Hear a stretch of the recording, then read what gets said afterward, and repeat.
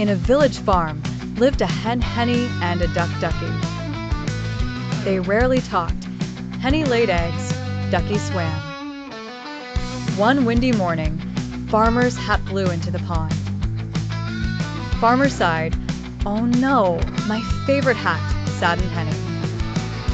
Henny clucked, "I wish I could help, but I can't swim." Ducky waddled, "Don't worry, I'll get it." Ducky paddled quickly, but wind pushed hat farther. "It's too far," Ducky quacked, trying hard. Henny had an idea. She grabbed a rope. She clucked, "Catch this, Ducky."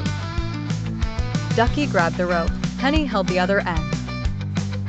Together, they tugged the hat toward the shore.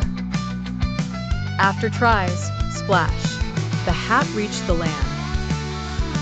Farmer laughed with joy. "You make a great team." Henny and Ducky became best friends.